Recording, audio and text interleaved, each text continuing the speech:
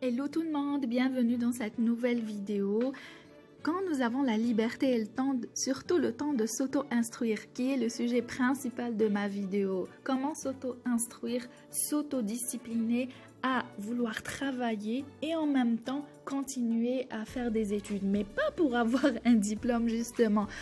On étudie, on fait des recherches pour s'améliorer. Donc, on cherche des choses qui nous stimulent, des connaissances, de nouvelles connaissances qui nous intéressent, qui nous interpellent. On devient incontestablement des milliardaires de la connaissance. Je vais vous expliquer pourquoi. Il faut apprendre à mettre sur papier chaque pensée enfouie dans le labyrinthe. Notre esprit, c'est un labyrinthe, afin d'apporter une cohérence entre le flux d'idées qui vagabonderait s'entrechoque à longueur de temps. C'est ainsi qu'on peut épurer notre disque dur, notre cerveau puissant. On peut extirper tout ce qui est réflexion. Nous ne disposons pas des outils nécessaires pour parvenir à tout assimiler, ni du temps propice. C'est pour ça qu'il faut se discipliner à chercher à vouloir apprendre. On va découvrir comment bien chercher les sujets qui sont importants pour notre développement. Où chercher? C'est quoi les livres les plus intéressants à lire? Comment chercher efficacement? On dirige notre concentration sur la manière d'exploiter nos propres ressources. La qualité des apprentissages dépend fortement de la volonté, de notre engouement à avancer, à apporter des réponses à nos questionnements. La rigueur fait partie d'un processus culminant qui favorise la création d'un climat harmonieux où s'épanouit le goût et l'engouement d'apprendre et de faire des efforts, de persévérer. Je vais vous parler de ce livre « Penser et agir pour devenir plus riche » et celui de « Comment tirer 80% d'un livre ». Je vais vous dire, en même temps, je vais vous expliquer quel est le contenu de ce livre et en même temps, je vais vous dire comment lire les livres de développement personnel. Vous savez, vous n'avez pas besoin de lire tout le contenu. Utilisez la méthode 80%, c'est-à-dire vous lisez l'introduction. On commence par lire l'introduction, puis la conclusion, puis on survole les chapitres les plus importants.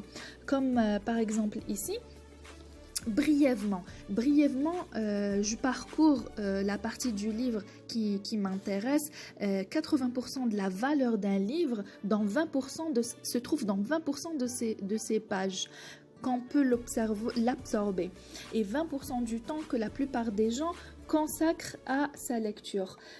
Penser puis agir de manière inspirée. Ça m'a interpellée. Donc, je me suis approfondie là-dessus. Comment il y a aussi un autre chapitre qui m'a énormément interpellée, le pouvoir créateur de nos croyances. C'est-à-dire, on est finalement ce qu'on réalise est une conclusion directe de ce qu'on a pensé. La réflexion intuitive. C'est quoi les chapitres qui m'ont interpellée? La répartition des tâches, oui, par rapport aux affirmations positives. La mission de vie, la planification efficace et la discipline. Donc, je vous ai dit que moi, je fais deux travails. Un travail, vous savez, conventionnel, celui qui permet de payer nos factures, celui qui permet d'avoir de l'argent dans notre compte en banque. Mais mon deuxième travail, quand je ne travaille pas, je m'auto-discipline, je m'auto-instruis.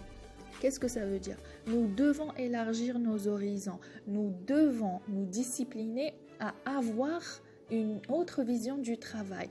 Je ne veux pas travailler toute ma vie pour par la suite avoir une mince retraite à 80 ans ou 75 ans.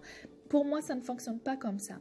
J'instaure des mini-retraites dans le processus, dans le chemin de ma vie. Donc, je travaille, c'est clair que tout le monde doit travailler et en parallèle, c'est tellement gratifiant et c'est tellement riche de vouloir s'instruire, de vouloir persévérer pour avoir de nouvelles idées, à être autonome et à créer sa propre autonomie financière une des voies les plus connues, c'est d'être entrepreneur, d'entreprendre, et c'est exactement ce que je fais.